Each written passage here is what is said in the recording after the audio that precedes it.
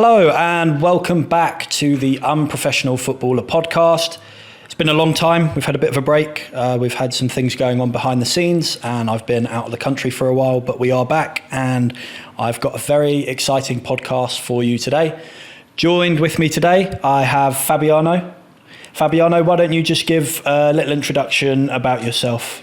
First of all, thank you for this opportunity, because to me it's very important to know new people and to discuss our ideas, because it's very important to grow together. So each opportunity is welcome. I'm from Italy. I moved to Malta 6 months ago for football, basically, and now I'm trying to rank up step by step, trying to find better situations for me, but also, as I told you before, to learn something more about a different culture, different football. I like to join a new culture also because I can grow in it. It's not to give only, but also to take something from it and reshare in a different environment. So, like Fabiano mentioned there, he moved to Malta 6 months ago. So like a lot of our viewers and listeners, they work in the football industry and they're looking to pick up new opportunities. A lot of the viewers in England end up having to go abroad to try and find opportunities abroad. So I think you being able to give perspective on what that's like moving from a country like Italy, where football is so big, to a country like Malta, where it's a little bit smaller, will give us some great insight as to what that kind of move is like. Also, what you don't know about Fabiano is he's actually got a very extensive background in psychology, and that's going to be a little bit of a theme about today's podcast, is just discussing a little bit about the mental health side of football and how Fabiano's background in psychology can actually be very beneficial for footballers in general, and how when he's coaching he can implement those kind of philosophies and make better coaching sessions because of it. It's going to be really interesting. Myself being a coach as well, I'm going to be learning today. I've got my ears open. I'm looking forward to going into the psychological side of football coaching, and hopefully I can learn something along the way as well. Yes, I think that the psychological aspects in football and in every sport is very important now, because we reached, especially with internet, all this kind of tools we have. It's very easy to achieve a good level of technical, tactical, and physical knowledge. But the last step is the psychological aspect, because it's something hidden that you cannot see at the first sight. So you need to know better players, to work on your leadership, on your empathetic skills, and you need to use all this knowledge to help players to grow, to improve, and to perform as well. And you cannot learn it with a seminar or in 2 weeks. Yeah. You need to work it every day, every single day, in every single moment, in every session. So it's very hard, and depends also on your personality, because a lot of coaches are focused on themselves, because usually we think that the coach says something and the player has to apply what he says. But it's not like this. I think that the communication goes in the opposite side. So it's from players to the coach, and the coach has to understand the players. It doesn't mean that you need to do what they want, but you need to understand the request and why there is that request.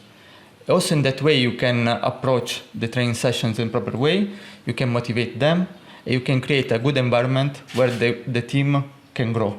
I think, like you mentioned, one of the most important developments in football in the last kind of 5 years has been the acknowledgement now of the psychological side of the game. I think, like you've mentioned, the physical side was always very important.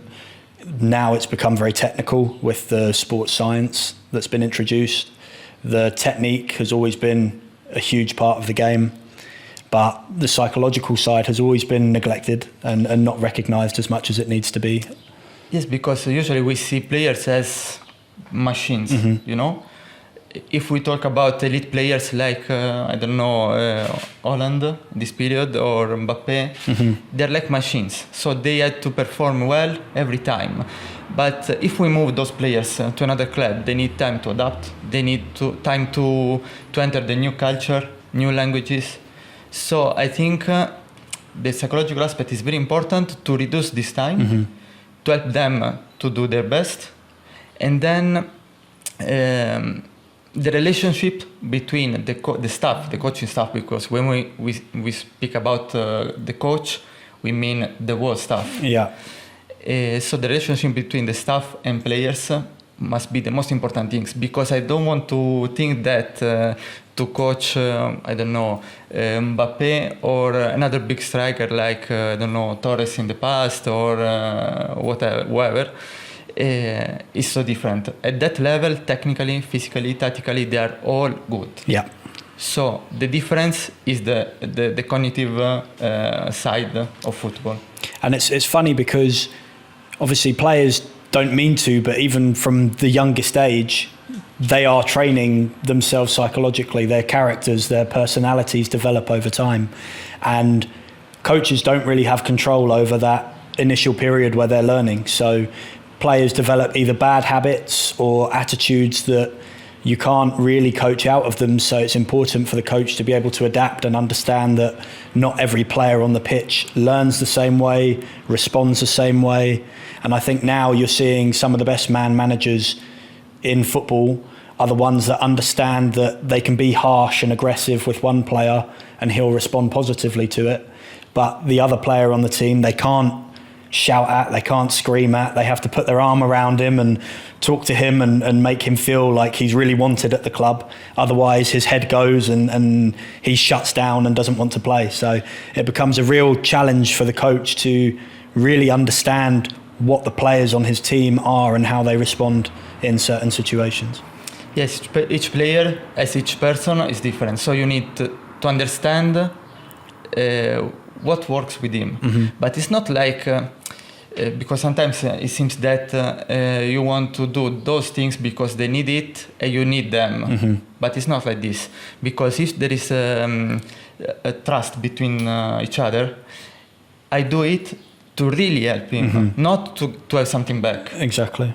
And I think players can understand very quickly this approach, because I think you are playing football since a long time. Yes. So you need like 3 minutes to understand what you have in front of you. If the coach is lying, if the coach is doing the best things for you. Sometimes you don't understand what he's doing because he works differently from the past. But you understand that if what he's saying is current with what he's doing. I think the coherence is the most important thing for coaches, because if I come to you and I say, listen, keep working because you will have your chance, but you sit on the bench every game, I lose you. Yeah. And I don't want it. So I can say I prefer to be honest and saying to you, your level is not enough to play in this team, but I keep an eye on you. So if you improve in this, and this, maybe you can have an opportunity. And I think you appreciate more this kind of relations than someone who is lying. You know, that's a key part. I think a lot of coaches nowadays get sucked into telling players what they think they want to hear and lying to them just to keep them happy in the short term. But they don't realise that over a longer period, the player realises the coach is full of shit and would just stop listening to them at that point and lose trust in them and either leave the club or just become unhappy and then start affecting the other players in the dressing room with their unhappiness. So as a player, I've always respected coaches that just tell it how it is and give you that kind of respect and talk to you like an adult and just tell you if you're either not in the plan or your level isn't their current expectation, or if maybe you're not fit enough right now and they're looking at you and think, look, come on, you've let yourself go over pre-season, you're getting a bit fat, get yourself into shape, otherwise I'm not going to play you. Just tell it how it is and let the player respond how they need to. It's down to the player then to, in their head, adapt and get motivated from what the coach is saying, not shut down. Yes, I think each player knows his situation. So it's just to take it out, share with him, and to find, but we don't need to talk about the problem only, but we need to share ideas to find a solution. A solution, that's important. For him, especially, because maybe we can stay together one season, but your career is 15 years. So if I can give you something that you can bring with you for the future, that's my job. I'm happy with that. It's funny because there are those like watershed, we call them watershed moments in England, where like something clicks, and then from that moment on, everything goes up. And it's I think in football, you need that from a coach. Sometimes you might be stuck at a certain level and you really need that coach to give you a bit of a reality check. And it might, like you said, you might only be working together for 1 year, but that 1 year can make your career then go on that upwards trajectory for the rest of your career, just because they had the kind of respect to tell you something that maybe all the other coaches have been avoiding for the whole time, and now suddenly everything's clicked into place and your mind is set on doing better. Yes, I think that one season can change your life. For example, you have in Italy we had Luca Toni. He changed his career when he turned like 28, 29. He started to score. He was top scorer in Europe. He won the World Cup with the Italian national team. But before, he used to play well, but he needed to work a lot on some weak points he had. And when he met a few coaches, he said that they changed his career. So I think it's not only about a technical aspect, but also how you can manage hard moments in your season. So if you can teach them how to manage this situation, maybe sometimes you can be demotivated because you play well, but you don't have good results. For example, you train a lot, but you don't have enough space in the team, in the starting 11. So if you learn how to manage these situations, I think you can bring them with you for the rest of your life, not only in the football, but also outside. I think a lot of players suffer from not feeling like they have that level of respect from their coach. And a lot of the players I know just get fed up of being lied to over their career and the coach just trying to keep them happy as opposed to actually helping them become better and get into the team. So I think it's an interesting point to see coaches now starting to realise that it's important how they actually conduct themselves around the players and starting to take a bit more care with that. Fabiano, let's paint a little bit of a picture about you as a person. Growing up, how into football were you? Did you play as a kid or? I played as all kids in Italy, I think. Almost. How is the football scene there for children growing up? Is it like lots of opportunity? Is there lots of academies to play in, or is it more Sunday league, grassroots, and playing for fun? In Italy, in my small cities, we have just, I think, 3-4 academies in a small area. So with like around 600 children playing football. So it's very hard to go up because we have a lot of people playing football. The elite teams are not so much, and they are quite far from my area. So it's very hard to be spotted by them. You know, so you start to play because, and I think it's the right way to play because you enjoy it. Exactly, yeah. You want to play, and then step by step you grow. And when you reach around 14, 15 years old, maybe you need to do that step. Because before maybe it's quite early. And also because there are some rules in Italy, so you cannot move from one region to another if you're under 16. Oh, okay, I didn't know that. There are like some exceptions, but... So is that to keep the kind of talent inside their home regions and stop them all being moved over to the main cities? Yes, so they can grow better, you know, close to the family. And then you can do the first step. Yeah. So enter a pro club, sign with them, start with the youth teams. But it's not easy to go up. In fact, maybe just I think the 1-3% of people who start to play, they can reach the professional. Football is one of the most competitive industries, especially considering you have to start as a child. So you're competing against every other child in the world at the time. So. And then it's not the same, because if I come from a small city, maybe we can train because we have the pitch available 3 times per week. We train 3 times. Mm-hmm. If you meet other people that train 5 times in a week, 5 times plus the game. Yeah, that's already double the amount of work you're doing, so they've got double the chance of getting better. Right. And then the environment is different, the motivation is different, the level of your opponents is different.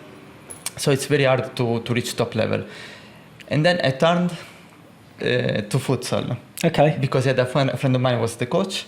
He said, I want to build a new team. Do you want to come? I started and I reached a good level, like the Serie B. What age were you at this point? 17. Okay. More or less. So I started to play futsal. I went to university, continued playing in the new city. Mm-hmm. And I reached the Serie B. That was quite good. It was like the second It's a very good level, yeah. But it doesn't count if you want to be a football coach, because they separated the 2 careers. Yeah. So I don't gain points from those seasons. And then I decided to move my career from psychology to football, without separate them at the beginning, because I continued to work in psychology. Mm-hmm. And I started to coach in a small academy close to my city, with my mentor, coach Loris Carbonelli, that I think is one of the best coach in Italy. Okay. But he needs just the opportunity to demonstrate his talent. Mm-hmm.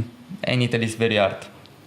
Yeah, I remember you were saying about the A license. Even just to get onto the A license course, it's like completely stacked with ex-international players. So it becomes very hard to even progress up the coaching ladder up. So you were talking about starting to move from football into psychology, and you just started working with your mentor. So why don't you fill us in a little bit about how things were with your mentor? What was it that he passed on to you that kind of stuck with you?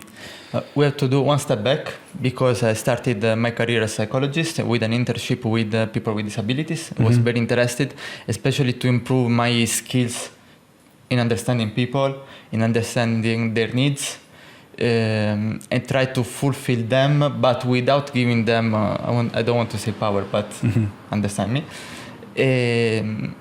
So that was very important. And then growing up, I became, psychologist full-time. Yeah. And then I moved to immigrants area. So I work with people from everywhere, from Asia, from Africa, from East Europe. That must have been really beneficial for you now going into the football industry, being able to have had experience working with people from all over the world. It must make it very easy now for when you have foreign players joining the team to help them settle into the environment, to understand the complications that they might be facing when making a move to another country.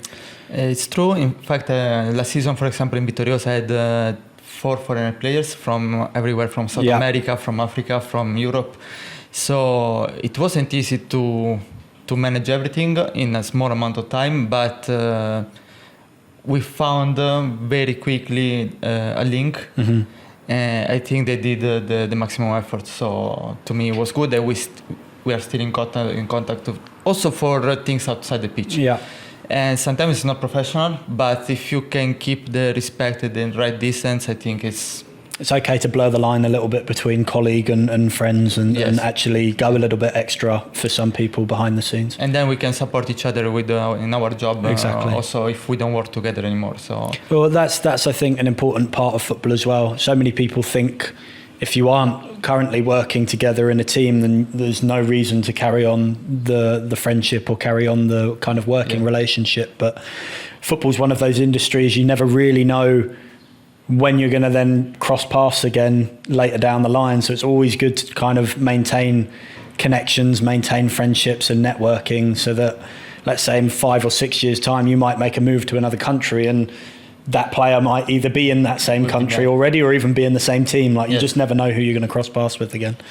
Yeah, and that experience was very important also for my languages, because I used to study 4 or 5 languages Italian, English, French, Spanish, German.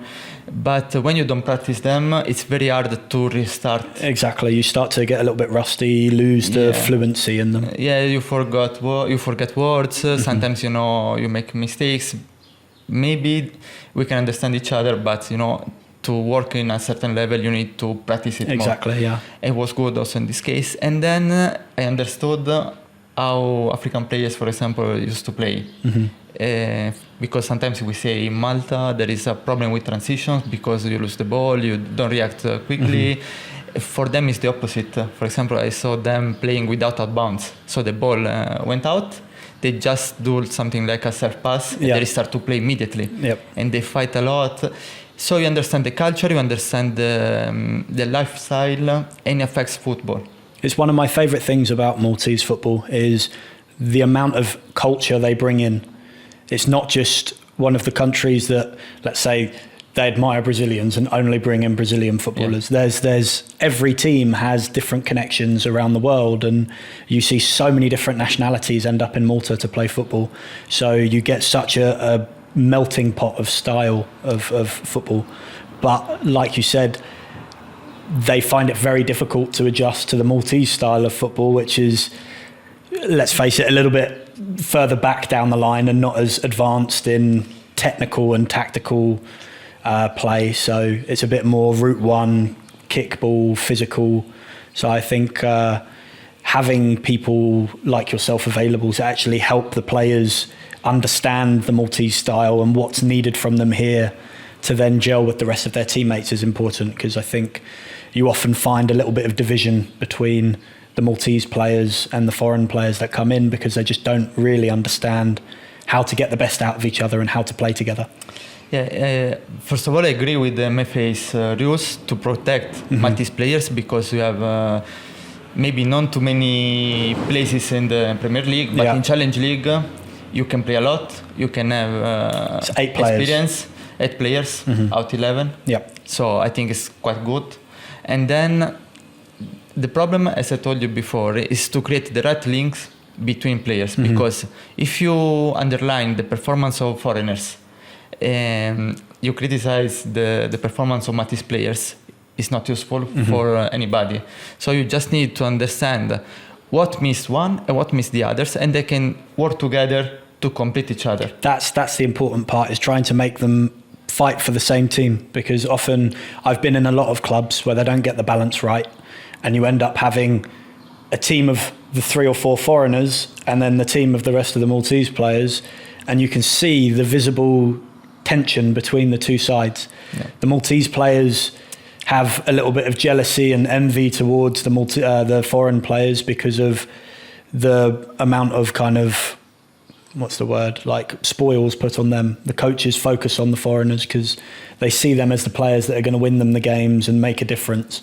So the Maltese players feel a bit neglected and criticised, but then the foreign players also feel that expectation of they are the most important part of the team, and it's like their teammates, their performances don't matter because all the expectations put on them all the time, so they feel outrageous pressure to play and win games by themselves almost. So it becomes a real battle in the dressing room of trying to find harmony.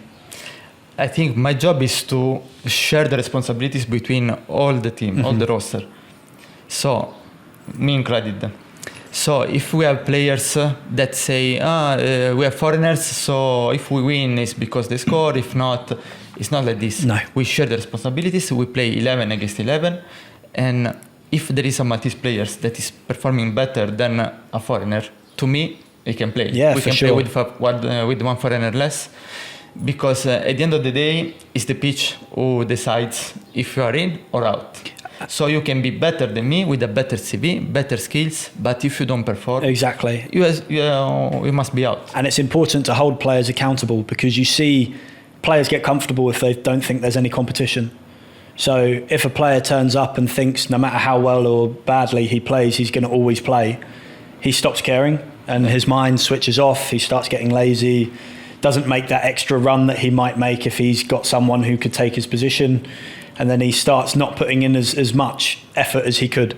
So to be able to hold them responsible and be like, look, if you don't make 100% effort, this player here who is going to play ahead of you, then it makes them, puts a rocket up their arse a little bit and makes them think, oh, I better play at my absolute best, otherwise I'm going to get dropped. Yeah, as we told before, if I say to someone like this, but I don't apply what I say, it's useless.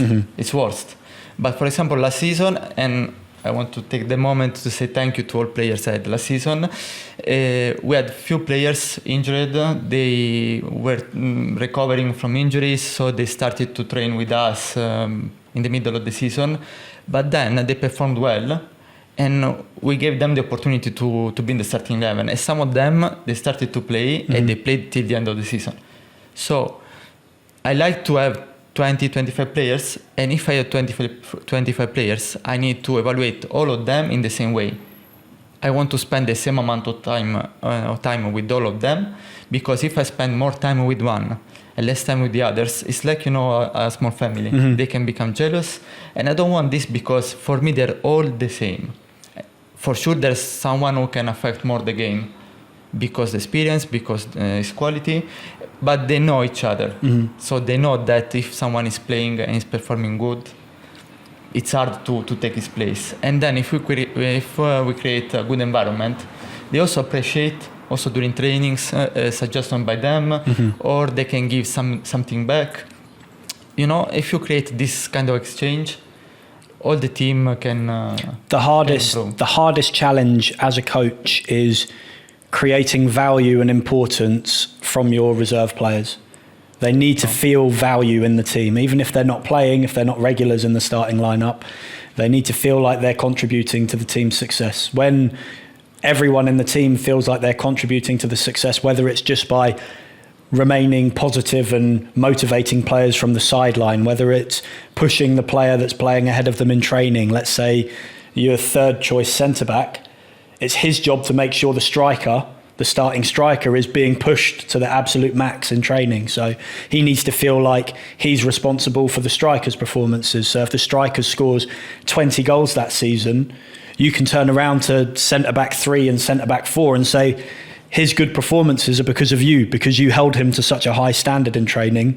He then went on the pitch and did the business, and they then get that appreciation of feeling like they're a part of this team's success and that they're not just sat on the sideline doing nothing. Yeah, I agree totally. Also because we are chatting a lot, we are saying very good things, very beautiful things, but then how can we apply that? Exactly. For example, in trainings, I don't like to play 11 with 0, these kind of things, because in football, the space and time that are the two most important elements are given by the opponent. If I say play quicker, but why? Exactly. I'm not under pressure. There's no pressure.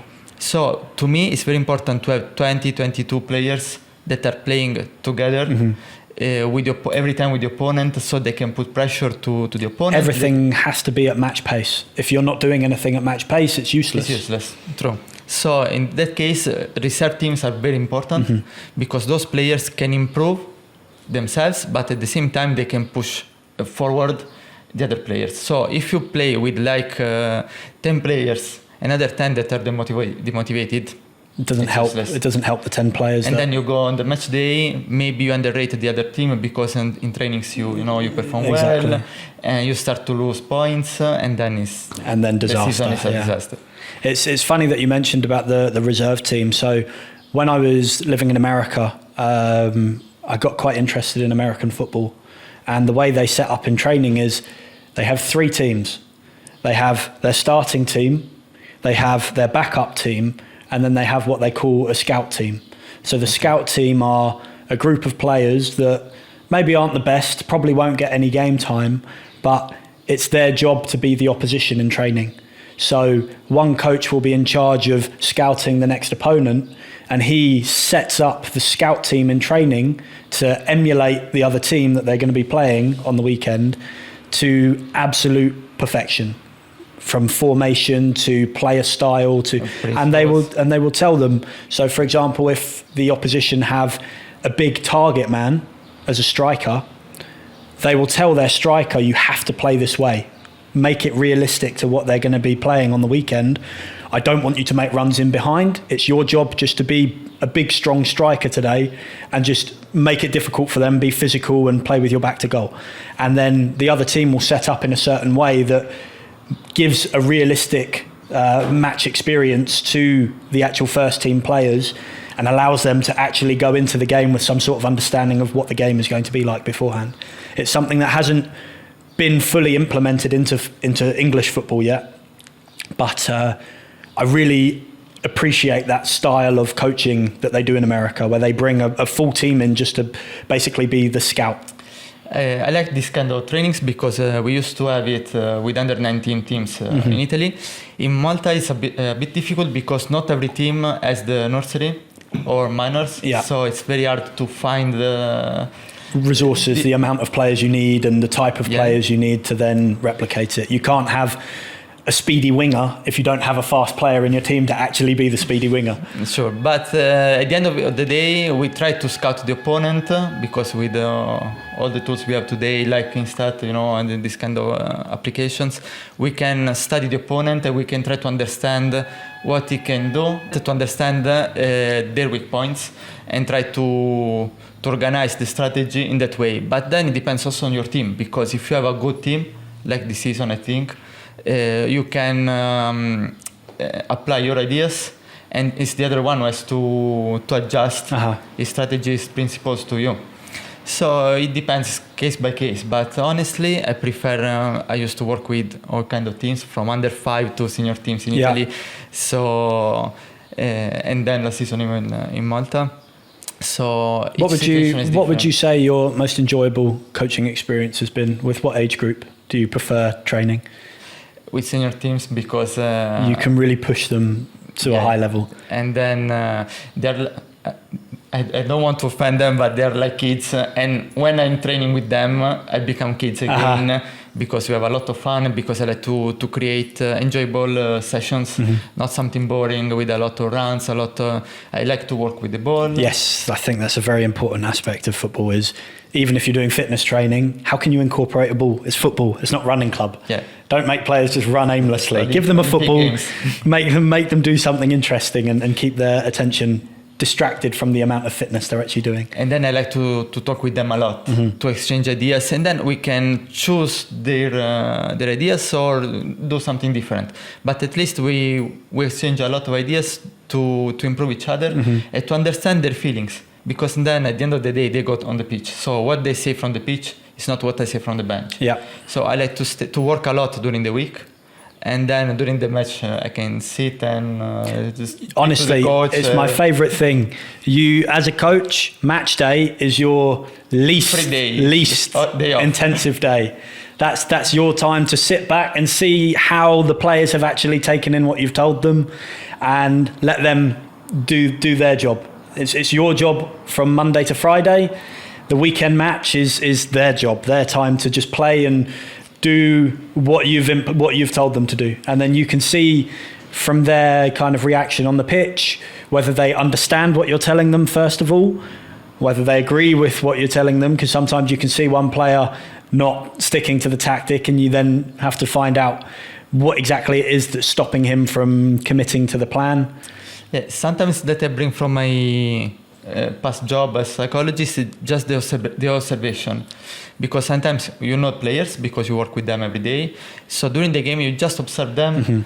The coach is in charge to motivate them to adjust something tactically, but I like to observe them to understand if there's some problem, if they're feeling not comfortable that game, and then inform the coach to find a solution, and to observe the opponent, because if what we prepared is happening, good for us. Exactly. If not, we can adjust again. And figure out why. And that's the important part. It's always the why. It's not working, it's why is it not working? Why have what we've told them not working? Is it from our side, or have the opponents done an adjustment that now counters what we set up? Is there something we can do now to counter their counter? And the why is very important, because it can help you to find a solution. Because at the end of the day, during the game, you need the result, you need the performance, you can be focused. The only thing you can affect as coach is the performance. Yes.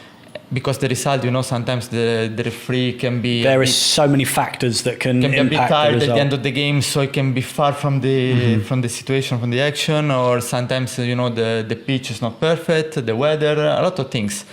We played one game last season against a very good team and we won, but it was very, very windy, so we took advantage from that and we gained 3 points. Yes. But the performance was good, obviously, but was good also their performance. Yeah. So at the end of the day, the result is something you can't control.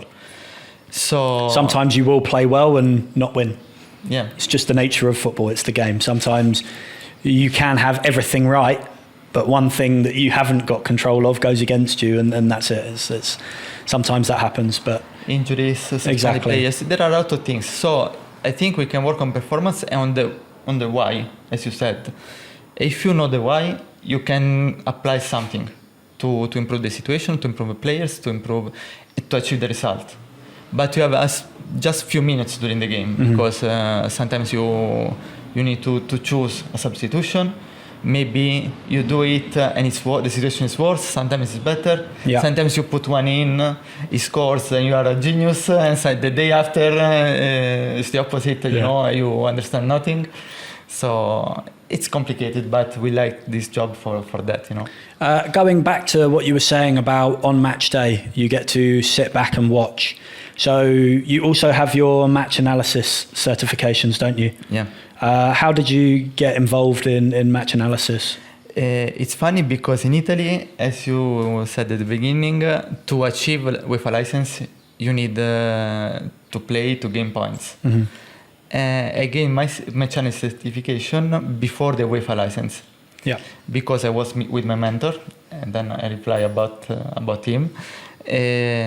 So after 4-6 months with him, I learned a lot.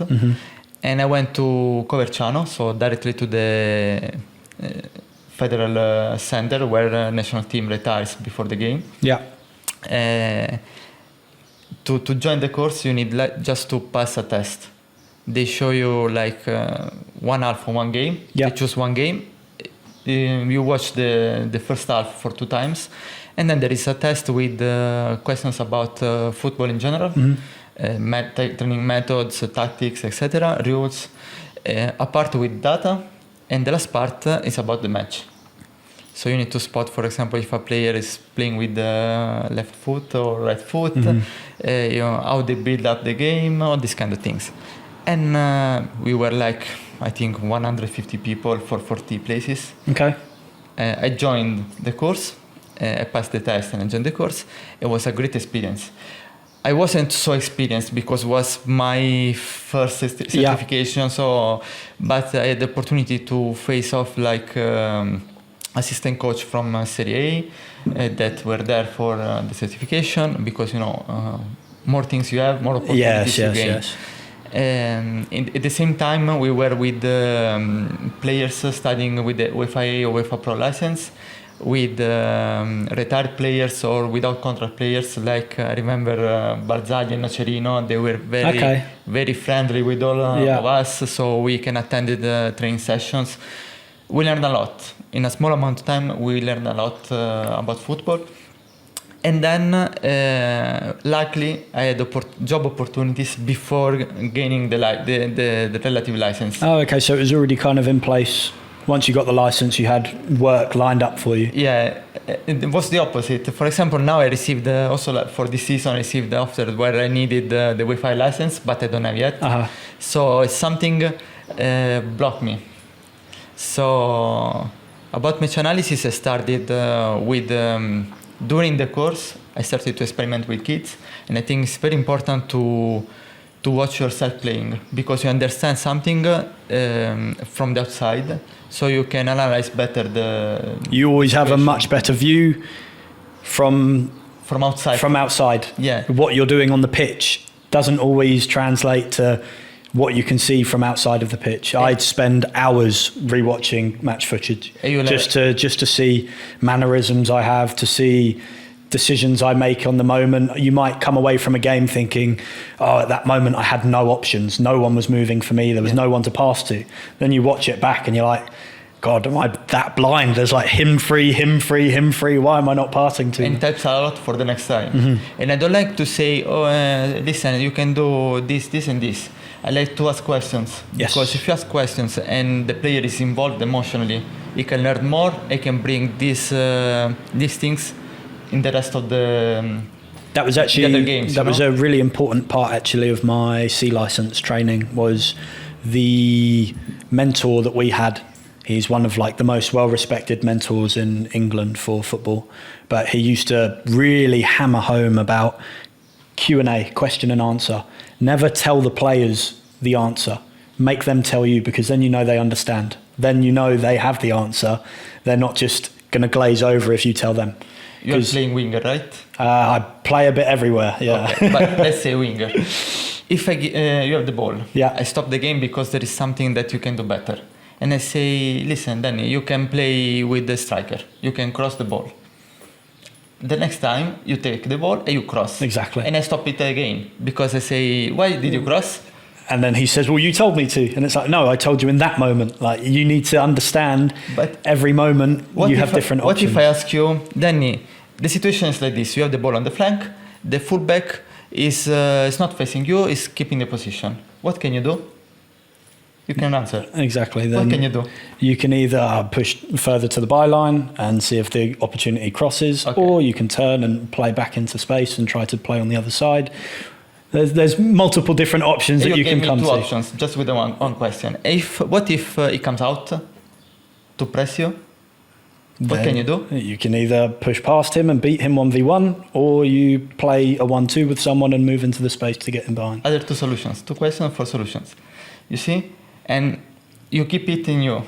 Because if I tell you do this, and this, like, the military school, you apply it, you don't know why. Exactly. And when you find the situation similar, but maybe in another portion of the pitch, you cannot recognize it, and you cannot apply those solutions to that situation. But I think that it's very important for a player now, for an elite player, to understand the game, what's happening, to recognize like 2v1 situation, how to create them, how to exploit spaces, especially off spaces. We see now Guardiola is a master. I don't want to speak about those levels, but we can use them everywhere, because football is the same. If you are 5 years old, or if you are playing with in the World Cup, exactly, it's the same game, just different speed, but not the speed of the ball or of the players. It's the speed of your mind and the decision making. How you take decision, how many times you need to take decision, if you take the right one in that situation, and the rest decision for you can be the wrong decision for me, because our skills are different. So when we speak about football, it doesn't matter the level.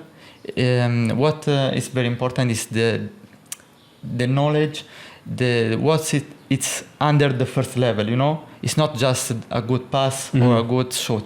It's why you are doing that choice. That's all. So one area... 1 second.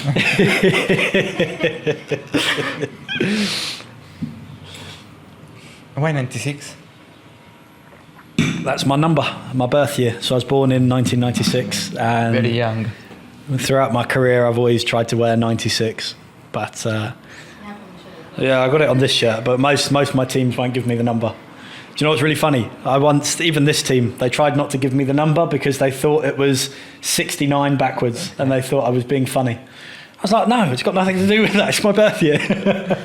Had to have an argument with the people behind the scenes to give me the number. About numbers, I have a funny story too. When I used to play futsal, I joined the team in January, so of the season. I said, okay, do you have number 8? No, it's taken. You have number 7? No, it's taken. 12? No, it's taken. I said, okay. Just tell me what numbers you do. They didn't have the number 1. So just put the number 1 on a side. And then during these weeks, I decided the last number. Yeah. So to be, 14, 16. And then I started to play with the number 1 on one side. And then all people knew me for that. And then that's so interesting. I still have the t-shirt with this number at home. You have to send me a picture of that, and I'll put it up on the screen behind you. It's very funny. Next week I go back home and send you the picture, because it's like... that's funny. That's really funny. The only one in the world, maybe. Yeah, for sure. It's like Did you ever see when Usain Bolt plays in the English charity matches? Yeah. He doesn't play with an actual number. He plays with 8.96 Yes. because of his world record 100-meter sprint time. And you see a few players have quirky numbers that kind of... The first one was Zamorano from Inter, 1+8. Yeah. Because the number 9 was taken by, I think, Ronaldo. So I changed it to 1+8. That's funny. So, okay. So one area I did want to go back on, because I don't think we explored it enough, was your psychological background. Obviously, that's one of your kind of most unique traits as a coach and what makes you really special compared to most the typical coaches, especially here in Malta. So in Italy, your career in psychology went for, is it about 10 years you were working in psychology? And what was the highest level in psychology that you reached? What sort of qualifications are there to do in psychology? I was manager in 3 centers for immigrants, 3 different centers with 3 different goals, with people from different environments, different countries. And that was my highest level, and I had to manage everything, the team with a lot, 20 people. Oh wow, it was a big team. Yeah, and I had like around 300-400 clients because they changed continuously. Yeah. So we achieved a lot of goals. I had to face the politicians. I had to create networks to try to help these people to have a future. And we tried to create networks also with football. For example, a guy, he was 15 years old, and we organized friendly matches with good teams, and he was signed by a Serie B club. Oh wow, really? Yeah, for the youth teams. That must have been very fulfilling, like a very good feeling for you, feeling like you've helped someone to that extent. Still now, when I go back in Italy, and when I met them, they say thank you because you helped me a lot. But it's not because of that, because I think people who deserve to be happy, to have a future, we have to help them. So because we are luckier than them, and I think it's a good opportunity for them to find good people and to trust them, to trust the future, because they come from very, very bad situations. And so that was one of my best experiences. It was beautiful, but there were also some problems, as every job. Yeah. But that one, I think, bring me to another level, because from there I started to believe that we can build something bigger than us. And from there I started to believe, go big or go home. Because if you do something, there is no reason to don't give your best. It's important to always really aim for the absolute highest point possible, because even if you fall short, the higher you aim, the higher you'll end up. Yeah. Because if you aim low and fall short, you're going to be not happy at all. If you aim at the highest and finish maybe a little bit lower than the highest, you're still very high up compared to most people. So it's important to stay motivated, to really push yourself in everything you do. Sure. And that's why I decided to go into a coaching career, because I love football since I was born. But because my area is not full of teams or good teams, there is only one pro club. So it's very hard to join it. And I put apart my dream for like 25, 28 years. And then I decided to try it. And luckily, I met a colleague. She was very close to my mentor. So she introduced me to him. We met the first time. We find immediately chemistry. Chemistry.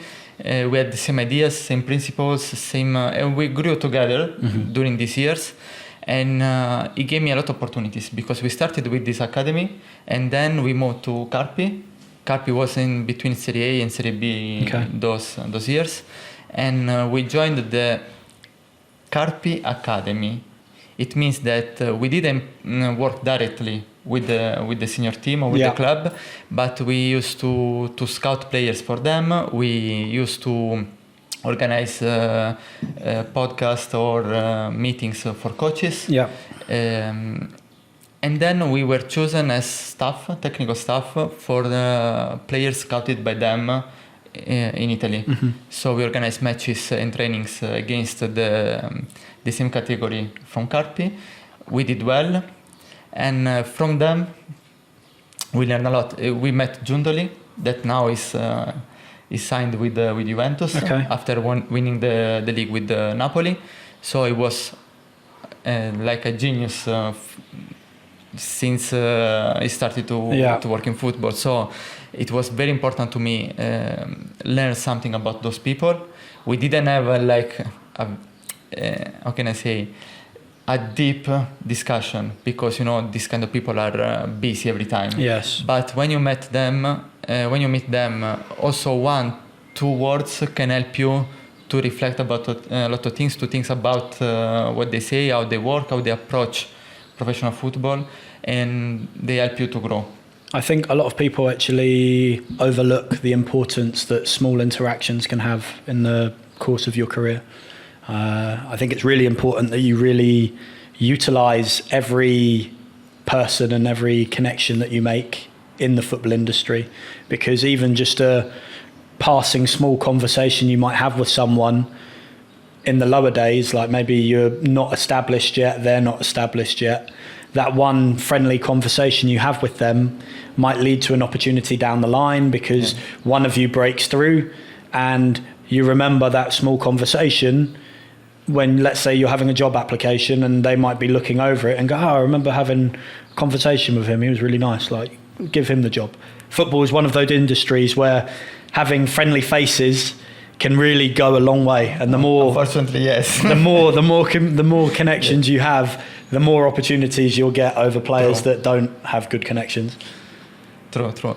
And then also when they give you these pills, maybe at the moment you say, okay, it's useless, but during your career, maybe you need it one time, and it can save you in that situation. So it's always good to discuss it, to start sharing ideas with other people. Also, if you say, okay, this is the last man in the world of football, but I think it's very important because it can give you a different approach to things, and you can use it during perspective is very important, and being able to recognize different perspectives gives you a more encompassing perspective at the end of the day that allows you to see from all angles, and that's important to be a complete coach, is to be able to understand things from the players' side of things, your side of things, the head coach's side of things, the goalkeeping coach's side of things, supporters. Like, the more opinions and perspectives that you can take on board, the more people you can ultimately keep happy and work with. We have twice, but if you discuss with people, the ideas become 8, 10, 20, 100, and it's completely different. It's up to you to put yourself in discussion every time, because sometimes coaches, when you say something to them, they think that you are criticizing them, you are trying to put them in a bad situation, but it's not like this. I've found that out the hard way many times. I've been almost kicked out of teams because I suggest something and the head coach thinks that I'm either trying to take their job or make them look bad in front of the players, or for whatever reason challenge them. And it's like, no, I'm just trying to create a discussion. Like, I'm not trying to be like disrespectful in any way. I'm just trying to create a discussion, like, and they take it the wrong way, and then you don't play and you have to find another team.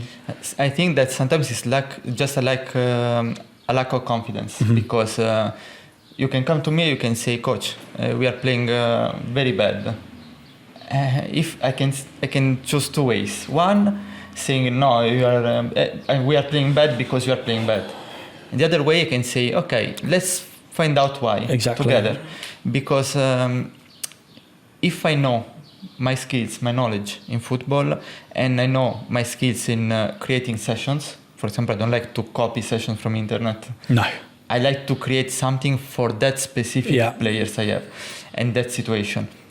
So I know my skills, and I know that I can find a way to come out from a bad situation. For example, last season when I joined with another new coach, the team, the club, we doubled the average point per match. We reduced the goal conceded.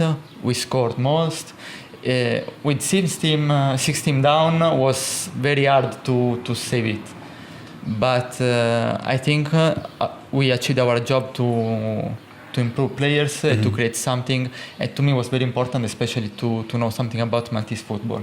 And I have to say thank you to all players because they tried to teach me a lot of things. I learned a lot from them, discussing with them, and I still meet them discussing about football.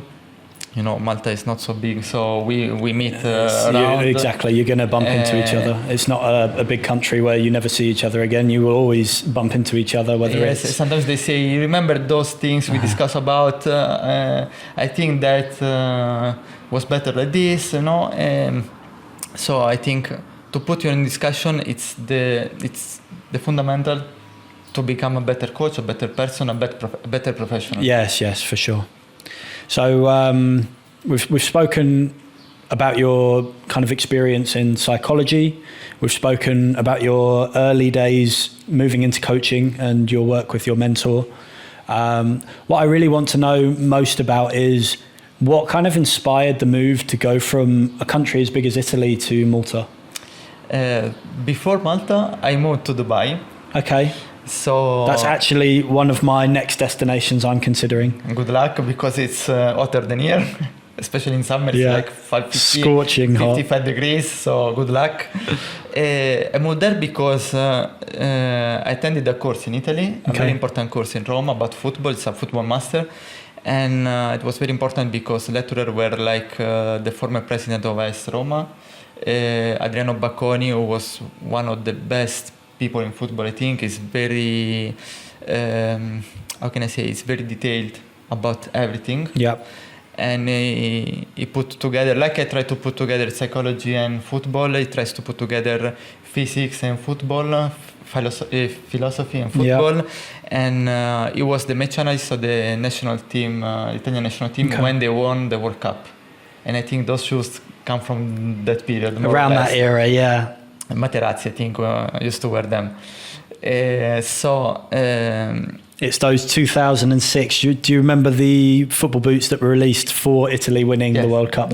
They had 4 different pairs of gold shoes made. There was, I think, a pair of Umbros, Vapors, Tiempos, and a pair of Pumas as well. They're on my hit list. I've been trying to find them, but they cost about £1,000 each. So I know. So that master was very important to me because I created some connections. I was one of the best of the course.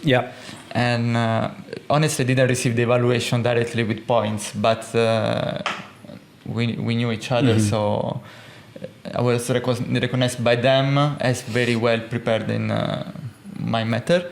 So I received a proposal to go to Dubai like a few months later because a colleague from the course used to work there. So she created like a football agency with big former players. Some of them, they won the Ballon d'Or and the World Cup. So it was very high profile, very high level. And it was the football referent. So everything about tactical aspects, about evaluation of players, it passed through me. So it was very important. I grew because I had the opportunity to face very important people in football. I scouted players in the Jupiler League, so the first level in Belgium. One of them now is playing with Juventus, so my eyes were good. He was 15 years old when I scouted him, so you got in early then. And then I had a lot of experience also in Egypt with them, Poland, different countries. So it was very important. It was the first step to go abroad, to refresh a bit of my English, it was the first approach with a very different culture in football. And then from there... How long was that experience before almost 1 year. Okay, I was 4,500 kilometers far from home, totally alone. Bad times, good times, I was totally alone. I have to say thank you to my girlfriend because she has a lot of patience she's following me in these adventures also when we are separate. So it's always important to have that support from your loved ones, and we have her smiling behind the camera now. But it's I've always found it interesting when you do make that first jump abroad and you are by yourself. It really does push you out of your comfort zone and allow you to learn a lot about yourself when you're kind of in that situation of being in the unknown and having kind of the world at your reach, but also just feeling so out of depth because you're so far away from home. People aren't speaking the same language as you that you're used to, and just trying to figure things out on your own can be quite daunting and scary at times. If you want to achieve big results, you need to go out from your comfort zone. You have to challenge yourself every single day. So it's the same thing I try to do with my players. If you challenge them with someone, you can challenge them like a little bit day by day. Other people need to be challenged very hard. Yes. So, but the most important thing is to go out from your comfort zone. If you go out from there, anything can happen. If you stay in your, in your small garden, you don't grow. There is no room for growth. Yeah. And then when you become old, you say, if you had I have tried that, where could I have ended up? Yeah, and that's it. I've always not liked to leave any stone unturned. I like to really get out and explore just how high my ceiling is in each industry. I like to. I mean, like you've seen, I have lots of different things going on all the time, and one of them will hopefully get to a high level. We're trying. Always try. So after Dubai, I moved back to Italy because I received another proposal from a pro club. Okay. But it was the 2020, so during the COVID. So I came back home. In Dubai, the situation was quite good. Yeah. Everything was open, everything was free. But I came back to Italy to prepare my documents to go abroad with a visa, etc., because it was a country in Asia. Yeah. But then coronavirus cases increased again in that country, so they closed the borders. So I was blocked in Italy. Left you out of pocket. And to go back again in Dubai wasn't worth for me because it's like a step back. Yeah. So I used that time to gain my UEFA B license. And I started to work in football in Italy again for a couple of years with a 4th division team. Okay. I was the match analyst just the last part of the second part of the season from January to May because a very good coach asked me to help him. He used to be assistant coach in Lecce, Vicenza, Torino, so big clubs. He was abroad playing the Champions League, so he asked me to help him, and we finished in the second position that season. So it was quite good. Is that a promotion place in Italy? Just the first one. But with the second one, you can enter the playoff. Okay. We did quite well, but it was during the coronavirus, so we missed a lot of players because they were positive. Yeah. But at the end of the day, we did a very good job, and we changed the team since we joined them. And after that, it was quite hard to find a club because all of them, they were struggling because the COVID situation. Yes, financially that affected a lot of teams, and they started to reduce the amount of staff and needs. But with my mentor and a director, we joined together Modena as scout. Yeah. We were responsible for the south area in Italy. That is quite big. A lot of players come from Naples, Puglia. Yeah. So it's full of players, and I think it was one of the most important experiences in football because the team was built to win the 3rd division, and they achieved the result. We had some proposal to train the under 19, but then because we didn't have a good network, etc., they chose another one, and but we agreed about everything. So the last 4 days, I think, they pulled changed out ideas. And changed direction. It's always a difficult thing. Verbal agreements mean nothing in football. Yes. It's very sad, but it's a reality a lot of people realise is you might have a verbal agreement in place and think everything's set up, and then at the last second something changes and everything is torn up. So because of that, I said, okay, I need to do something different to achieve my result. In Italy, we say, if you cannot enter from the door, you can enter from the window. Exactly, yeah. So I tried to come to Malta because we came on holiday, my girlfriend and me, we came on holiday just to visit it. And I said, no, it's not so bad. I came out there to maybe to achieve other results. Yeah. And then I decided to come. I came without nothing. Honestly, I found a good man, Mr. Peralta, with 77 attackers. He helped me to find a good club. I found a good job in Decathlon, and they were very kind with me because it's a sport-related job. It's different because they sell equipment, but the most important aim is to provide football equipment for all. So the most important thing is to allow you to practice sport. In fact, they have a lot of connections with associations, sport clubs, in tennis, football, in like a social environment. They have a lot of inclusivity programs set up to include and get more people, especially here in Malta, involved in sport and make it more accessible to them. So it's not about gain money, but about to spread the brand, to spread the culture of sport, because I think it's very important to have a healthy style of life and to give the same opportunity to all. And then you can become Ronaldo or you can become the worst player in the world, but at least you enjoy and you're given the chance. Sport. And you're given the chance. You give the chance. They give you the chance. So I think it's very important. In fact, their prices, especially for clubs and associations, are very, very competitive because they want to give you the opportunity. And then it's up to you.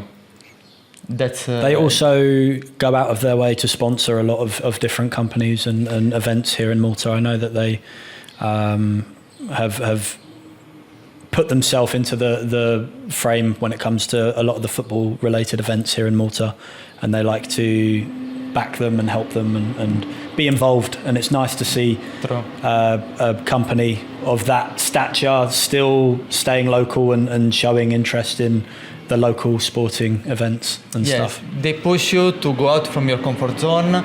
They support you during your path.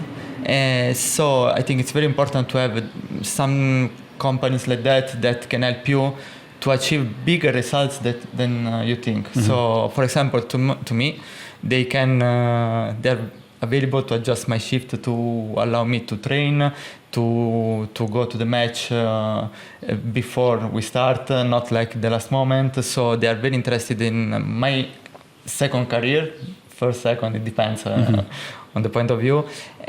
So I think it's very important for Malta in general to have a company like that can help you not only to achieve your results here, but also to push you outside. Exactly. To bring you in a higher level, you know? So you mentioned when you first moved here that you got in touch with Carl Peralta of 77 Attackers. He is a mutual connection between the both of us, and that's why we are here today doing the podcast. So big shout out to Carl. How did you get in touch with Carl? How did that meeting go, and how did he help you? The director had in Modena, in Carpi, with a lot of works together, we became friends. And I told him, listen, I would like to go to Malta because I think it can be a good opportunity to me to quit Italy for a while and try to find another way to improve, to learn something different, and maybe to bring it with me back to Italy or to somewhere else. At the moment, I think I plan to stay here for many years because I think I'm receiving a lot from this country. I want to give something back. So I don't want to leave the country before I reach the top level in Premier League. So that's my goal here. He said, listen, I know a good man, good professional in Malta. Maybe he can help you and you can help him to create something good. And we matched immediately. And we found the first team, like after 2 hours I landed in Malta. In Premier League. So I attended like 2 sessions, but the team was a bit struggling, with their situation, so we didn't reach an agreement. And then I moved to Vittoriosa. And how was your experience with Vittoriosa? It was very good because it was short. I joined them just for the relegation group, so the last 10 games. The situation was quite bad because with 10 points achieved in 17, 18 games was very hard. Yeah, they had a bit of a rough start to the season. I think they invested quite heavily actually at the beginning of the season to try and maintain their position in the league. But I think they had misplaced some of the money in some of the players, and some of the other players that they had got injured, and they had a bit of misfortune throughout the season, which kind of prevented them from being in the position they wanted to be. So it's interesting because they did have a huge turnaround in form once January had come around and they had a chance to reinforce the squad. Right, so we got to talking about Vittoriosa. So I will pass the floor to you. And if you tell us kind of about the move, it was in January, correct, that you'd come over? Yeah. So they'd had a rough patch of form and they'd found themselves in the relegation battle. I think a little bit unexpectedly. I think they were anticipating having a better season at the beginning of the year, and were a little bit surprised how tough some of the results were. What was it that you did when you arrived? What was it that changed their fortune and turned the season around? Obviously, the situation wasn't so good because they were last. The motivation were down. So I just tried to transfer them that I was there to give my best, and then the result, it's not about the effort we put in it, but it was affected by a lot of things. So just give your best, and let's try to change our principles. Let's try to dominate the game, and it was the same idea of the coach, more or less. So we agreed about everything.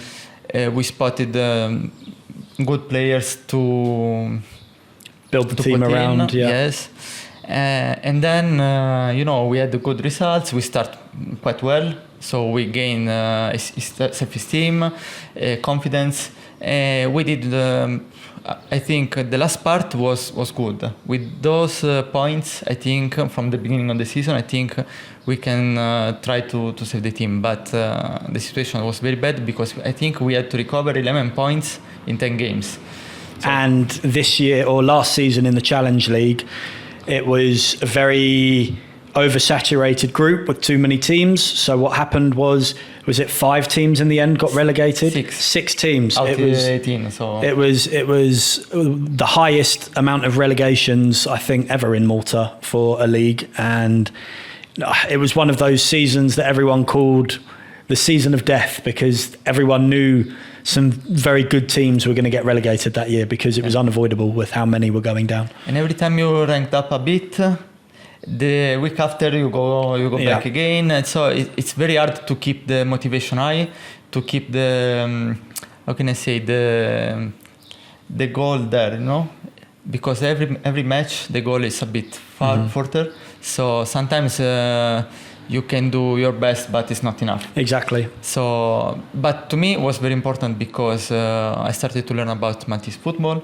I started to understand the players because they are semi-pro, so they work in the morning and then they come to play football. The tough reality of Maltese football is, even at the highest level, you still have people that require to work in order to earn enough money to live, and the demands of having to work a 9-to-5 job and then come to football training and then play games, it's very demanding on the body, on the mind. And then you have the family, sometimes you have problems at home. So I know it's not easy.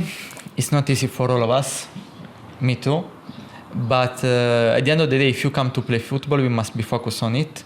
And it's my responsibility to help you to do that and to don't put a heavy pressure on you, because sometimes you need a big pressure, sometimes also big players. Ibrahimovic reached the highest level because he was under pressure. Other players under pressure, they collapse. Exactly. So it depends.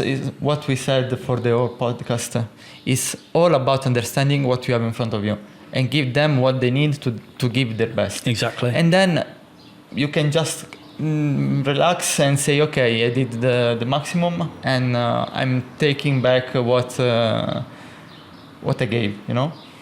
So how did the season finish in the end? Did Vittoriosa end up getting relegated? We were relegated, but we ranked up like two, three positions. I don't remember well. Which in reality, in a normal league, you might have actually ended up safe, but just because of the circumstances of 6 teams being relegated, really it was an insurmountable outcome. Would have been very, very difficult to overcome that challenge. But we were appreciated because a lot of players found new clubs in the same league, yes. Also good clubs, top clubs. Me too, I found a top club like Marsa, and I want to thank you them for the opportunity for this season.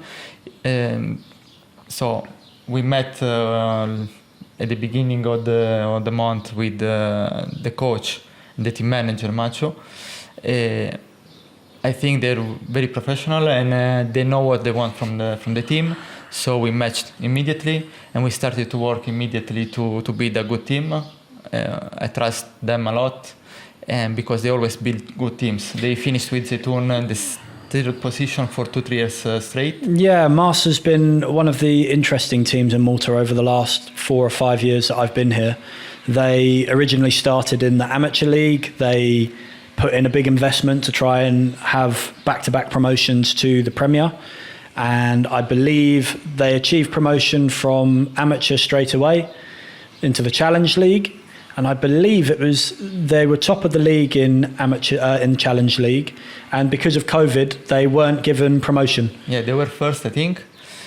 First by a long way, and had worked very hard all season. There was maybe only 5 or 6 games left of the season, but because the season wasn't 75% complete, the MFA decided against giving them promotion, and the original owner at the time pulled the money out of the club, which then caused a little bit of issues for Marsa to stabilise the next 2 years.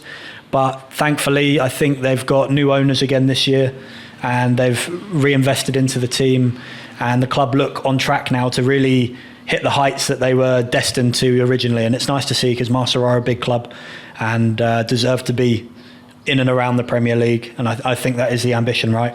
They have a big ambition, not only to get promoted, but they are building also, I think, a new stadium, right? Stadium. Yeah, yes, that's been in the works for a while. I think they've finally got the permission to go through with it, so that should be a big plus for Malta in general. Malta always needs more facilities for football, so again, a team like Marsa building what looks like a really modern stadium as well will be a good opportunity for more play throughout all the age groups. I think the youth levels will benefit from that especially. Yeah, for sure, because the infrastructures and facilities are very important to grow the club, but also to grow the environment. Yeah. So the whole country, and I think that with the players we have this season, the club, I think, aim to the promotion. But to me, we need to aim to the first place, because maybe we don't achieve it, we finish second, I don't know, because we don't know the future. But aim big, like you said. We work to reach the first position, because with those players we have to. I know some of the players that you've signed already I've played with before. I think it's Brandon Muscat, the right back. I played with him at Tarshin in the Premier. Very, very good player. Like real solid defender, does all the work back and forth, reliable, get a good 8 out of 10 performance from him every single game, very reliable. So you do have some very good players coming in, even from the previous season. There were some very talented players there. Yeah, I don't want to talk about one player only, because I'm meeting and knowing all of them, and to be honest, they're available to do whatever you propose to them. They're very professional, they're good players. I think they can win the game whenever they want. If they put their efforts in the right direction all together, I think everything is up to them, because we have very talented players with a lot of experience in the Premier League. I can put something by my side, but I think I can learn a lot from them. Well, what's really good is in that kind of new situation where a club is investing and building a new project, it becomes a clean slate for every single player in the club. So even the players that maybe were reserves last season, it presents a new opportunity for them to become starters, become regulars in the team, and everything that was known about them before from the previous season, maybe the managers before didn't like them. Now it's a fresh perspective. You come in, you have fresh perspective, and it presents them an opportunity to show why they're valuable to the team and earn their positions and earn their places. So I think the coach is very straight, so he wants to the performance. So if you don't perform, you stay on the bench. So I think we have like 20 players all in the at high level, so they can compete each other, and the competition push you higher every time. Yeah. So I think so it's a new adventure and a new present for all of them, also for us, because the team manager, the coach, they used to work together for years. So I want to say thank you to them to allow me to join them, because I think it's a good mechanism. So I try to enter step by step. They are giving me responsibilities, and I appreciate a lot. And I try to put my knowledge to discuss about football and to improve the team and to achieve the result the club has. It's always nice when you feel trusted by your coaching staff. When you're given responsibilities immediately, it makes you much more involved and enthusiastic about the role, when you know that your job is directly impacting the team and you're being given more responsibility than other people might. Yeah, it's not hard to create a trust relationship, but it's very easy to break it. Yes. So it's up to me to keep the attention and the work high, and to demonstrate them that what they're doing is the right way to work together. And I think also that when there is something that is working, it's not easy to put someone new from outside, because everything is changing. But they know me. They know that I don't want to stay there to how can I say, to change their habits. But I want to bring something more to them. So I think it will be a good season for all of us, and I think also supporters will enjoy our matches. I think so. So tell me, if there was one thing, if you could name one thing about yourself that you feel you can bring to Marsa that's going to benefit them the most, what attribute would you say is your key? Relations. Yeah.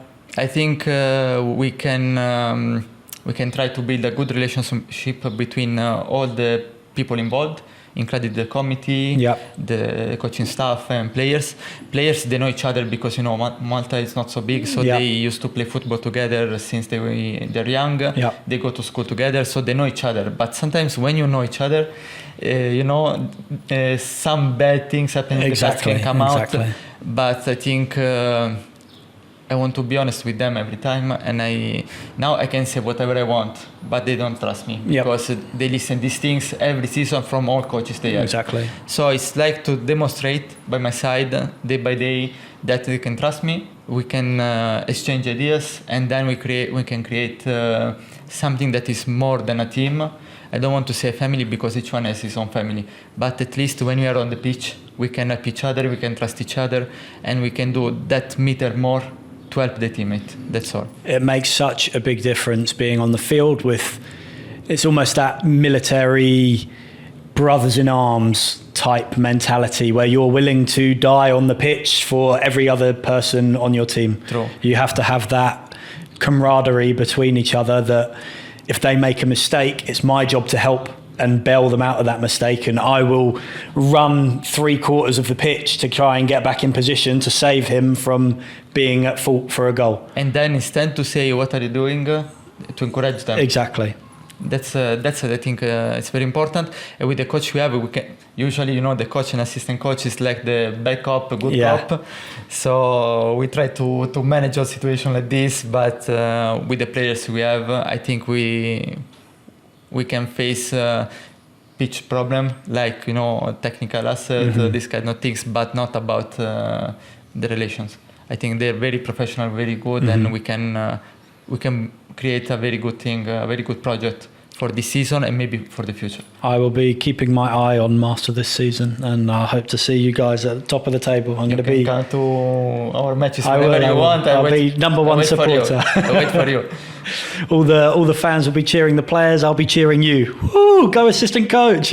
Thanks a lot. And you also have the T-shirt with my face. Exactly. I'll have a number one on the side. Okay.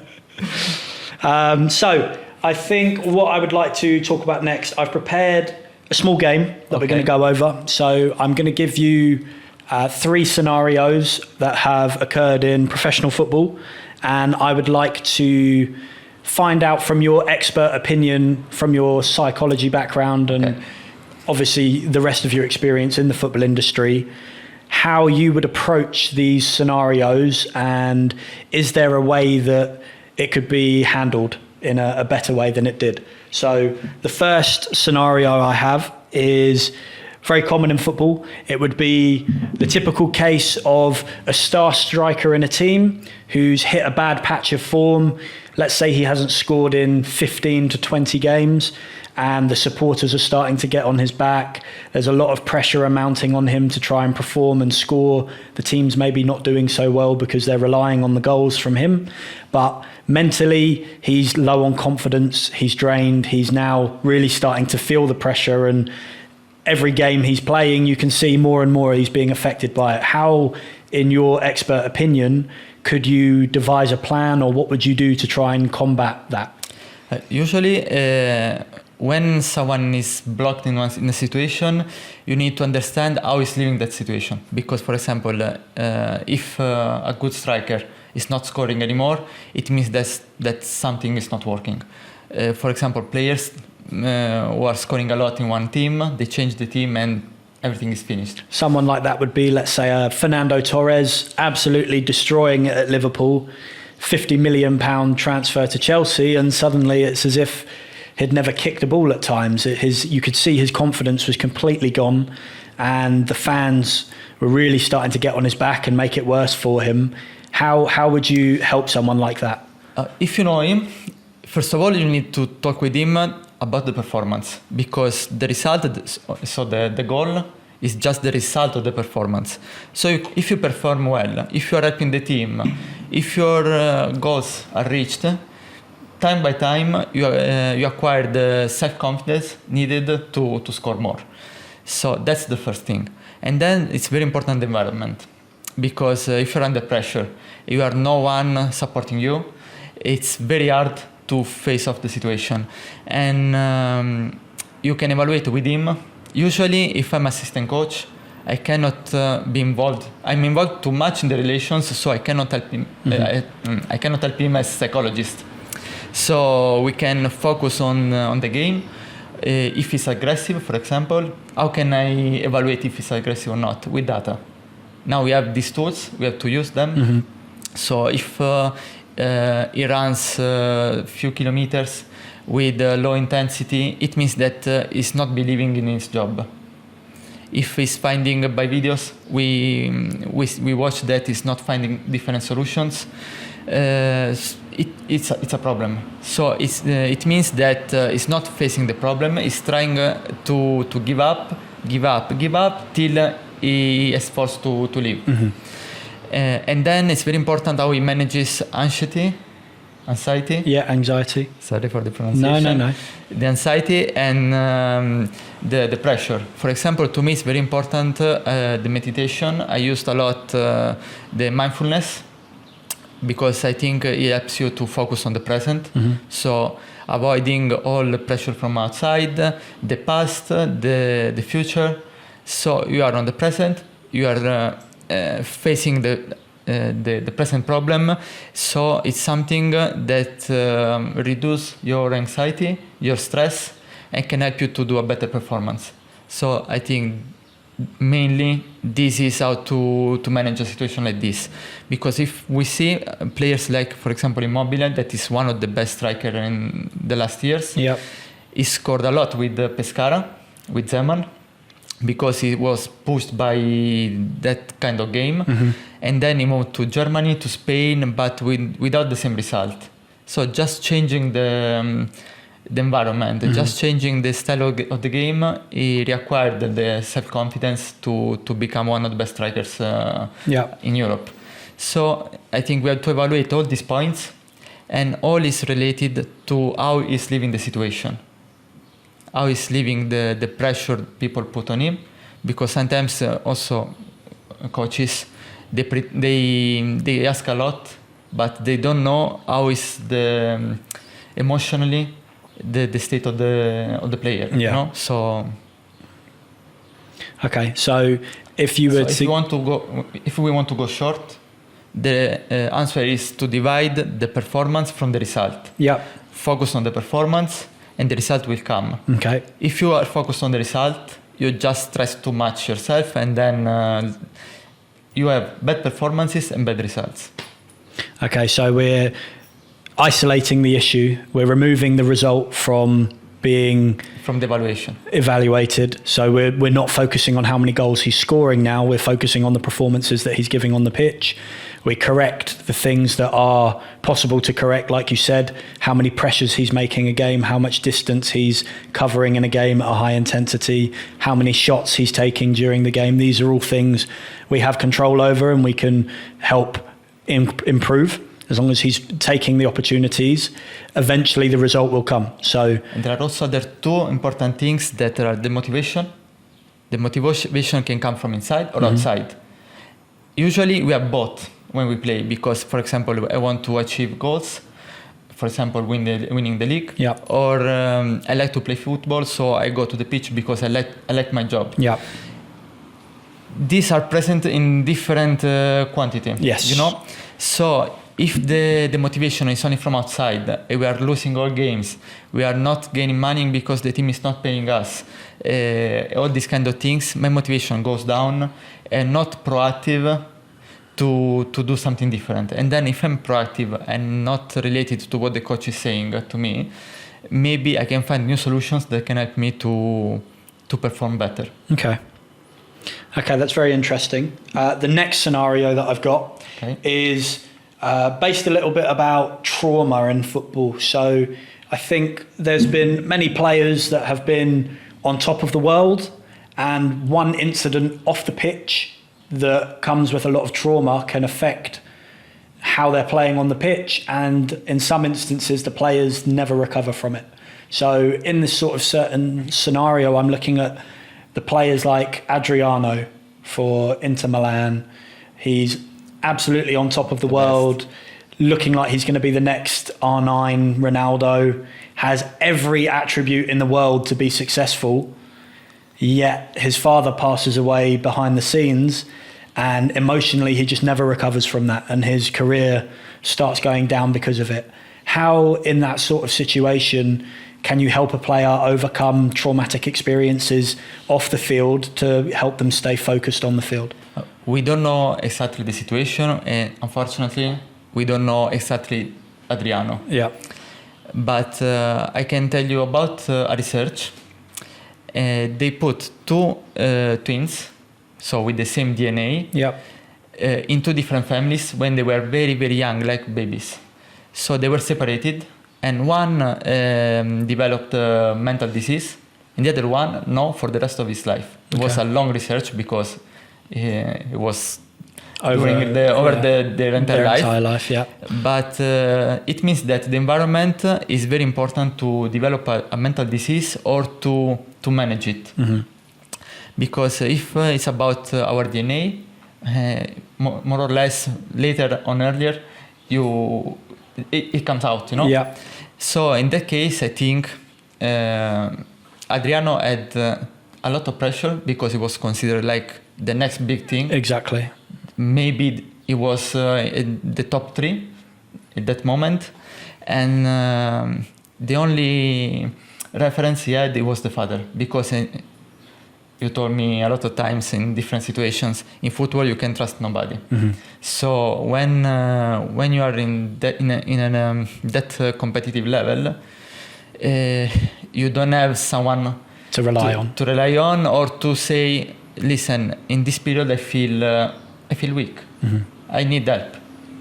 No one can tell to someone that is weak because they are afraid that they can put you aside. Exactly. Or, for example, the images we have about players is like they are like soldiers, gladiators, invincible. Yeah.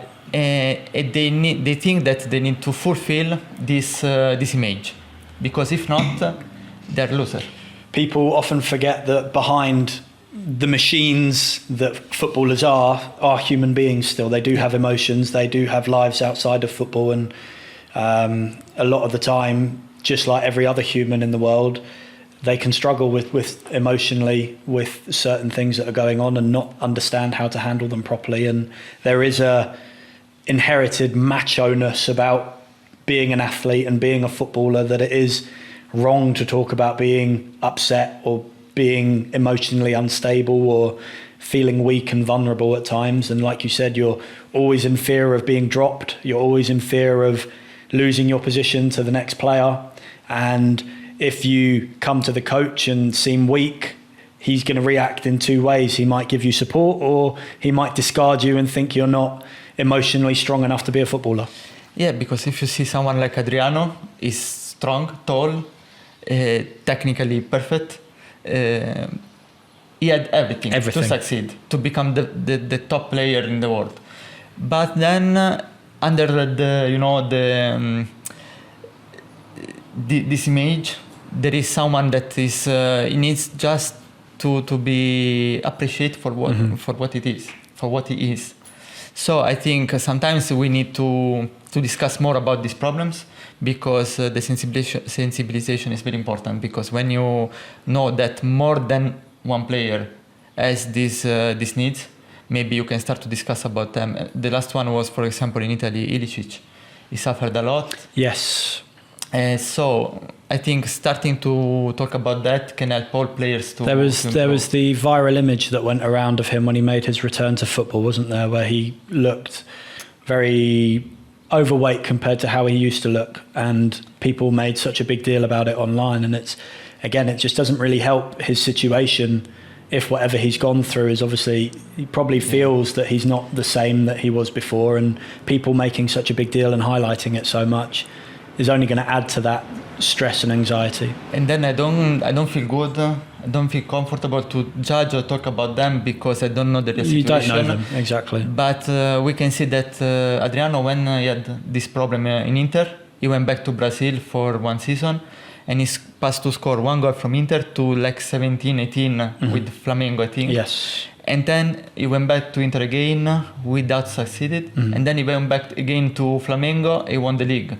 So I think the environment is very important, and the network, the support network you have in the club, it's the most important thing for a professional. Okay. I'm with you here every day to help you with the podcast. I need some help. I need some help. I'm thinking about getting a co-host soon, to be honest. It would be nice to have a third person to talk with, who's on the podcast every single time. I think we can organize something. For example, if there is a big match like Champions League, we can meet 2-3 people to discuss. No, yeah, it would be good.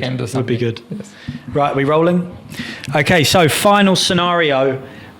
Something that's been highlighted very heavily in the media, in England especially, is the academy culture. And in the last maybe 10 years, it's become an increasingly bigger problem that players in England that have been in the academy system from the age of 4, 5, 6 years old, they go 12 years of their life with the identity of being a footballer and being associated to the club that they're with. You see these players that go 12 years through the Manchester United academy, their whole life they're known as that Manchester United player. He plays for Manchester United, and they think their future's lined up. They think they've got their whole life planned out as being a footballer, and it's going to be easy from there because that's all they've known growing up.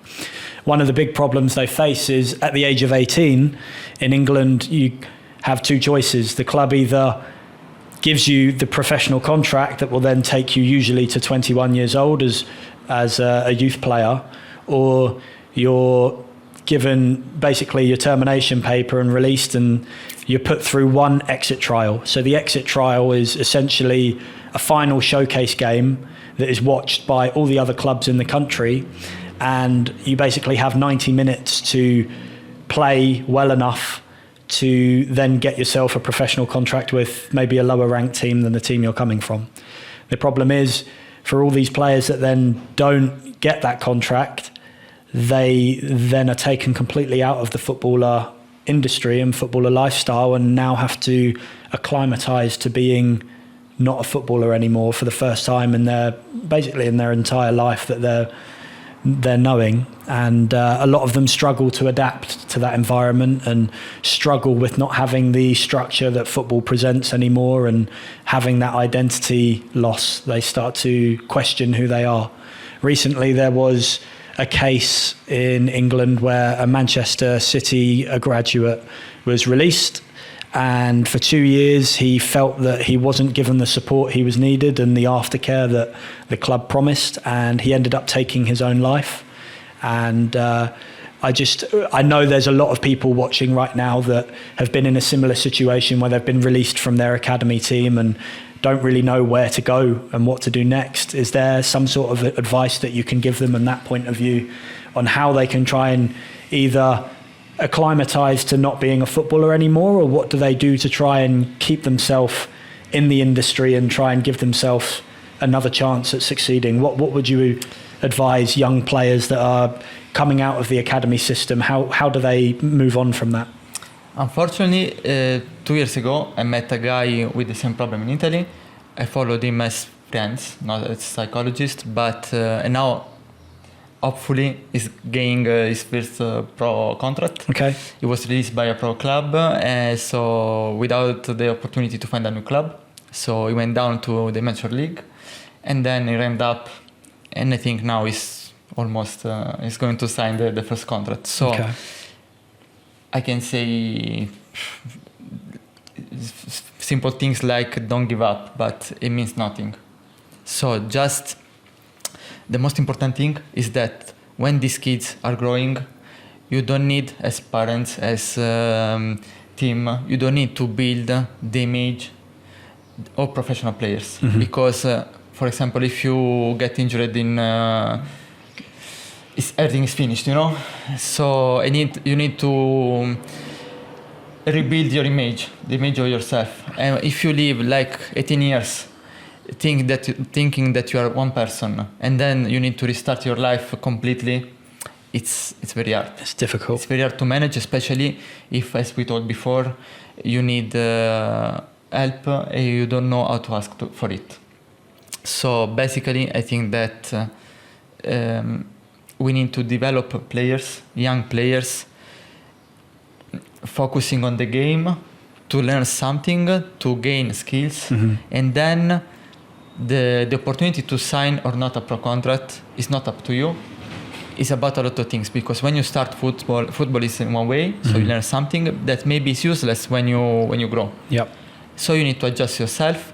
We have a lot of players that they were released by pro clubs when they were young. They started from also lower division in Italy, for example, the 6th, 7th division, like Gatti. Yeah. He ranked up again from the last division to the national team. Maybe you arrive a bit later, but it doesn't mean that you cannot reach that level. But it's all about what you believe, mm-hmm. the efforts you put in, and how you react to bad situations. Because a down moment is normal, because you receive a bad news. Everybody hopes to sign a pro contract. But if not, what can I do? Exactly. I can give up, or can take a period for myself to restart. And then also Vardy, for example, in England, he ranked up all the leagues. There's a few cases of players that have... There are few cases because few people have the that power and the drive, to the do motivation, and the mindset. You have to be ready for rejection. You might be told no by a Division 10 team, and you might end up playing in the Premier League. Football is an opinionated game, and unfortunately with that, you will find some clubs just aren't the right fit for you, no matter what level. You might struggle to get into a Division 5 team, and then a Division 2 team might look at you and think you're perfect for their plan. So you really don't have control over your future, but unless you keep putting yourself in an opportunity to succeed, you won't. The only way you can make sure you don't succeed as a footballer is by stopping completely. I want to give just two advices, one from psychological side and one from the coaching side. From the first one, I think don't be ashamed to ask for help, because more people than you think suffered a lot in football, mm-hmm. but also in other areas of the life. So don't be ashamed. And with that help, maybe you can restart to find the motivation to train also in lower divisions, to create new relations, to create new opportunities for yourself. And then from a coaching side, a lot of teams now are struggling about money, so they are scouting a lot in lower divisions. Yes. So I think the opportunities, especially with videos, YouTube, all these kind of things are increasing a lot. It's really presented a whole new way of being able to market yourself. Obviously, before social media became such a big thing, you really were relying on local scouts coming to your games and watching you, which made it very difficult to actually get scouted in the first place. But nowadays, you really do have control over the visibility of your stuff. If you're savvy enough to really get online and put your stuff out there, the right people will see it. Maybe you can get opportunities through there. There's plenty of stories now. You see players doing something that goes viral in a football match, and then they go and get signed by a team in a random country that just so happened to click the video and thought, wow, that's cool, let's have a look at him. I know there's one case specifically where a YouTube football team in England called Rising Ballers. I know them. So they had this one player, Darius, who did this insane control in a game where he jumped in the air and controlled it with both feet out of the sky. He ended up signing for a Division 2 team in Holland and is now, I think this season, made his debut in the Eredivisie. So there are players showing examples of taking different routes into professional football now, and it's not reliant on you signing a pro contract through an academy to actually make it as a pro. There are different avenues you can take to try and get yourself through the door. Like you said, if you can't go through the door, go through the window, find another way and get yourself into the scene that way. It's all about creating opportunities for yourself, because if no one gives you, you have to find a way. Exactly, make your own.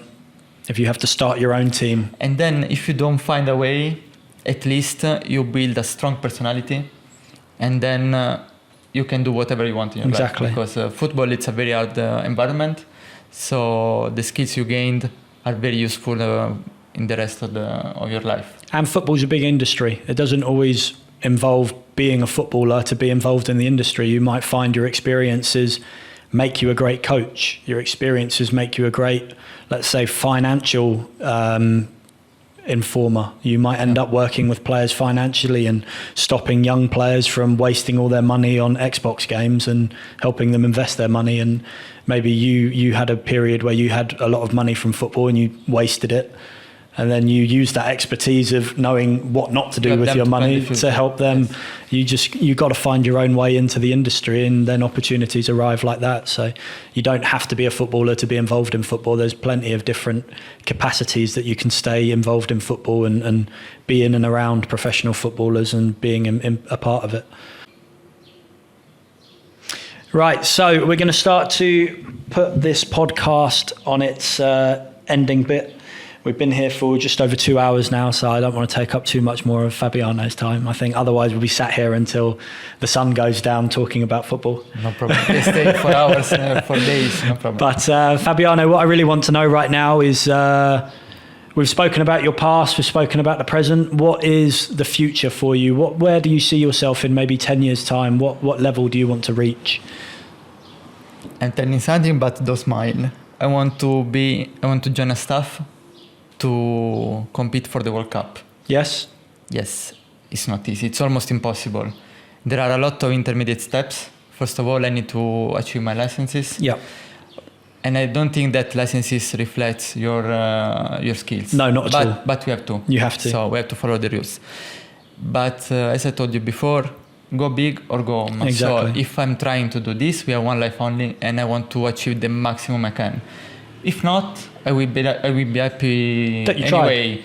But because, for example, the intermediate steps can be to reach the Premier League year, to qualify for the European competition, to go abroad, for example, in the top 5 leagues, and step by step. Exactly. Every step will put you closer to the final destination. But if I have to choose, that's my idea, because when you work with the national team, you can improve not only the team, but all the football culture inside the country itself. Yeah. So, for example, here in Malta, I would like to scout young players, methods to help coaches to grow.